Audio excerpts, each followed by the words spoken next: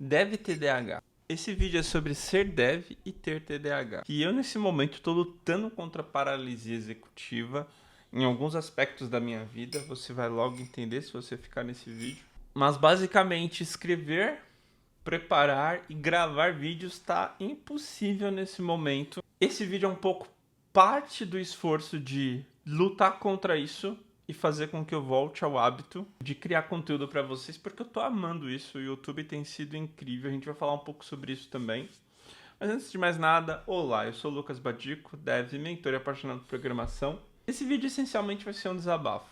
Uma pessoa neurodivergente que luta contra a ansiedade, contra a paralisia executiva proveniente do TDAH. E eu não quero nesse vídeo me forçar a dar conselhos, eu não quero nesse vídeo dizer para você qual que é a solução dessa situação. Eu quero só desabafar, eu quero conversar com vocês. Vou comentar sobre o que funciona para mim, mas não acho que seja algo que vai funcionar para qualquer pessoa ou para outras pessoas com a mesma condição. E para não ficar apenas com desabafo, vou falar de uma coisa muito legal que aconteceu antes da gravação desse vídeo, que demonstra que a gente está no caminho certo aqui no YouTube, criando conteúdo para vocês, trocando ideia, passando um pouco a minha visão, a minha experiência em cada vídeo. O que faz com que me dê mais motivação para sair dessa paralisia. Sendo bem sincero, eu me deixei cair num bololô de ansiedade nesses últimos tempos. Foi uma coisa levando a outra, levando a outra, levando a outra.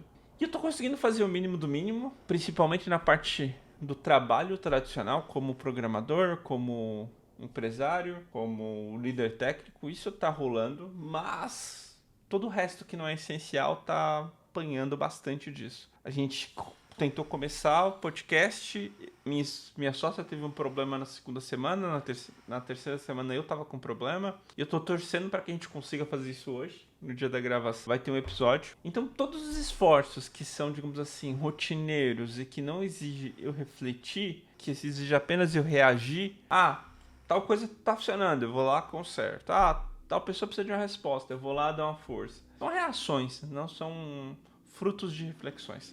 Isso está funcionando lindo até, se comparado com o que eu estou vivendo atualmente, essa ansiedade, essa paralisia que eu estou percebendo. Mas todo o resto que depende de reflexão, como é escrever esse conteúdo, como é pensar esses episódios, avaliar o canal, ver o que está funcionando, o que não está, o que vocês querem ver e tudo mais. O que eu daria o nome de meaningful work, trabalho que realmente importa, cara, tá difícil. E sempre foi difícil, porque esse tipo de trabalho fala muito sobre nós.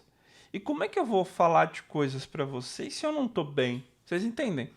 Eu colocar uma máscara aqui de que tá tudo bem, tá funcionando, não sei o que, e falar de coisas exige um mínimo de preparo emocional. E quando você tá na paralisia executiva, é isso que você não tem. Porque as pessoas normais, as pessoas neurotípicas, elas conseguem compartimentalizar um pouco melhor, eu acredito, e conseguem saber, poxa, tô ansioso por tal coisa, mas tem que fazer o trabalho, eu vou lá e faço o trabalho. Mais ou menos como eu consigo fazer no meu dia a dia, na parte mais profissional, né? Menos criativa. Mas quando chega o criativo, cara, nossa, parece que eu tô me arrastando, sabe? É como se eu tivesse em uma terra com a gravidade 10x, sabe? Em que cada passo custa 10 vezes mais do que o normal. É muito doido. E falando um pouquinho dos ciclos, né? Eu tenho muito esses ciclos. Às vezes eu tô super produtivo, às vezes eu tô mega improdutivo. Quando eu tô super produtivo, parece que eu tô numa terra com gravidade da lua, que eu dou um impulsinho e o meu salto vai lá longe, sabe? Mas há muito tempo mesmo, coisa de 10 anos, eu sei que para eu sair desse momento, para eu sair da paralisia, eu preciso falar sobre ela com as pessoas. E como a paralisia está especificamente ligada ao meu relacionamento com vocês aqui no canal, nada mais justo do que falar com vocês sobre a paralisia. E meio que esse conteúdo é uma autoprofecia, porque enquanto eu escrevia, eu estava dizendo para mim mesmo que eu estava comunicando com vocês e que iria melhorar a paralisia e que eu iria, a partir dele, fazer outros conteúdos e que eu iria conseguir gravar principalmente, porque a gravação então tava daquele jeito. E eu acho que eu consegui, porque nesse momento eu estou gravando para vocês. Sobre esses altos e baixos, preciso dizer que vai ter momentos da minha vida que eu vou estar super produtivo e vai ter vezes que eu vou estar offline, que eu não consigo, basicamente. Eu lembro que há uns 20 anos atrás, quando eu tinha coisa de 16, 18 anos, eu ficava coisa de um mês sem falar com os meus amigos, mesmo por internet, por causa dessa paralisia executiva. Eu não queria falar com ninguém. E normalmente não tinha motivo para eu falar com eles. Imagina isso para alguém que vai ter que estar no mercado de trabalho, ter que encarar chefes, encarar colegas de trabalho todos os dias por grandes períodos. Como é que uma pessoa que às vezes some da internet, some da comunicação do WhatsApp, vai fazer para encarar as pessoas? Uma coisa que eu acredito que os neurotípicos não entendam. Pô, como assim? Responder alguém no WhatsApp é um problema? Pois é um problema. A ansiedade não deixa. Você não consegue.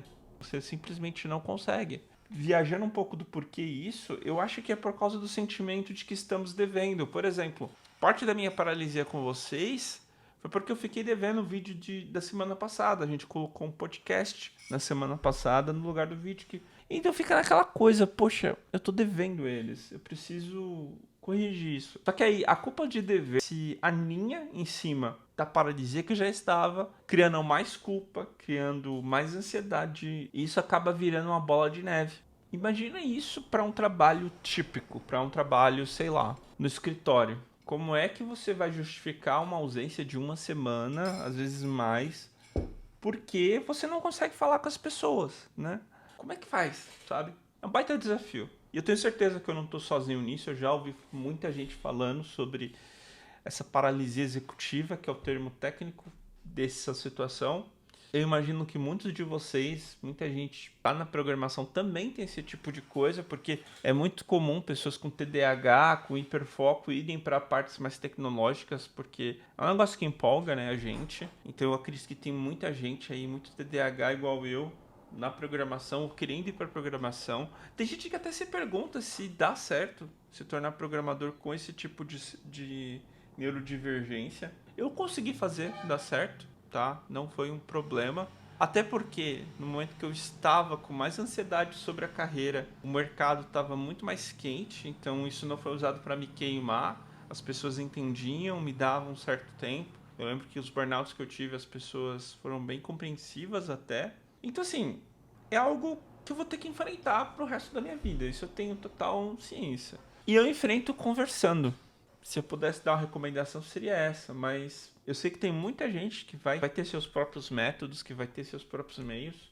Acho que a primeira coisa que eu faço quando eu tô assim é admitir que eu não tô bem. Para as pessoas que estão ao meu redor, pedir compreensão. É muito mais fácil hoje em dia porque eu sou um dos donos, então ninguém questiona. Os clientes às vezes ficam meio pé da vida, mas eles têm que aceitar. As pessoas ficam doentes, né? Não tem grandes segredos aí. E eles não estão pagando pela minha hora, estão pagando pelo meu resultado. E meu resultado é dado não por mim mesmo, mas pela minha equipe.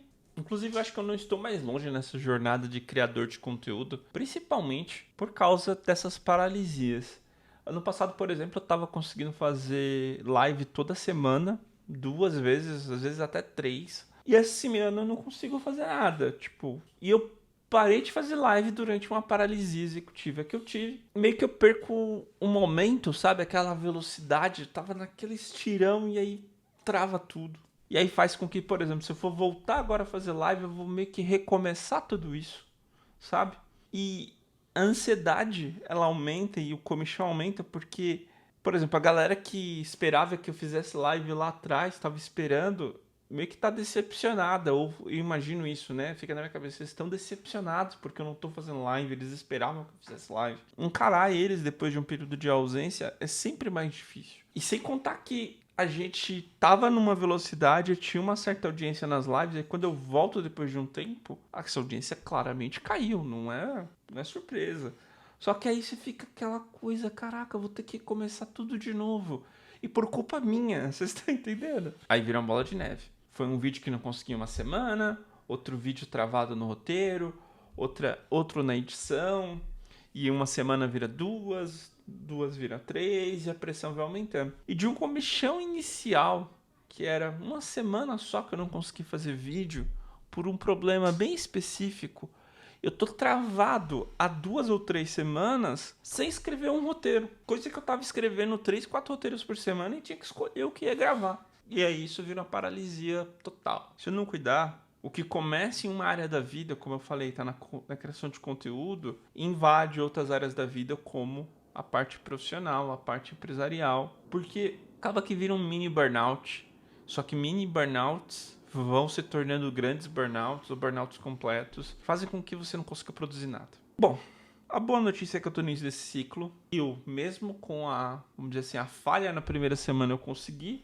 uma solução que foi colocar o podcast. Então, psicologicamente, eu acho que isso deu uma travada na minha psique, de dizer, putz, você falhou. Eu não falhei exatamente, a gente conseguiu uma solução ali paliativa, então isso ajuda. E eu consegui a energia para fazer esse vídeo, que talvez não seja o meu melhor vídeo, mas eu tenho certeza de duas coisas. Serviu para eu desabafar, serviu para eu ser transparente com vocês e conversar sobre o que acontece, tirar a pressão, quase como eu fazia assim que eu comecei com as pessoas que trabalhavam comigo. Olha, eu não tô bem, tô travado, tô mal, não sei o que, a cabeça tá zoada. Então, falar com vocês é um pouco isso. E eu acredito também que para as pessoas que passam por isso, saibam que elas não estão sozinhas. Eu tenho certeza, eu conheço várias pessoas que também passam por isso, travam, e eu percebo que elas não têm a liberdade de falar sobre isso. Claro que escolha as pessoas certas para falar, mas saiba que não é só você que passa por isso. E aqui fica a mensagem, como eu falei, que não é um conselho profissional.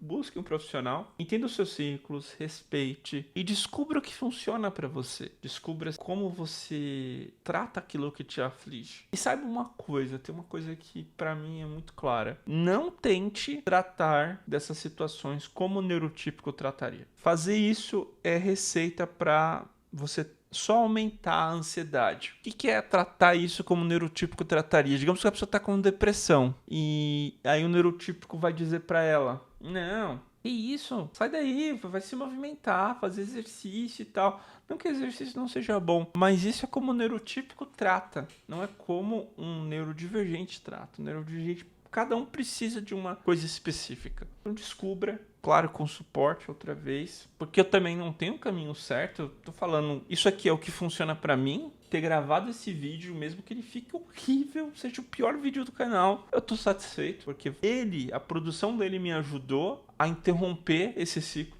Então eu tô muito feliz. Mas para você, realmente, eu acredito que com ajuda profissional, para o que você está passando, o que você pode vir a passar, às vezes você já teve momentos assim, está num momento bom, busque um profissional. Inclusive, busque ele antes do momento ruim, porque com acompanhamento, quando chegar um momento ruim, você já vai conseguir quebrar o ciclo lá no início, o que é muito bom. Bom, mas para não ficar só no desabafo, eu falei lá no início que tinha um outro assunto. Eu tenho que comemorar uma conquista aqui do canal, mesmo a gente foi muito providencial, porque no momento mais dark uma conquista foi atingida. Isso talvez tenha sido o estopim para eu não parar de vez, que foi a gente conseguir o primeiro nível de monetização aqui do canal.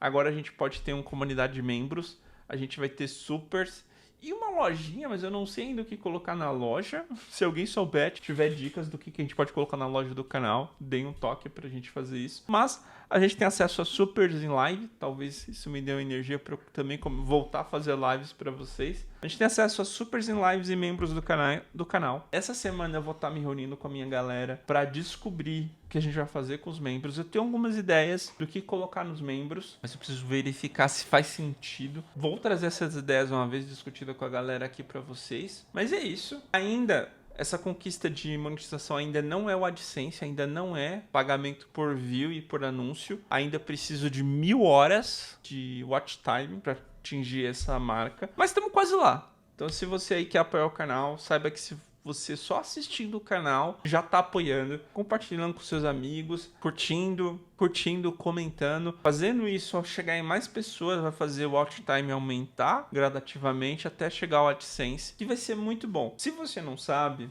uma coisinha pra gente conversar também, não sou eu que edito os vídeos.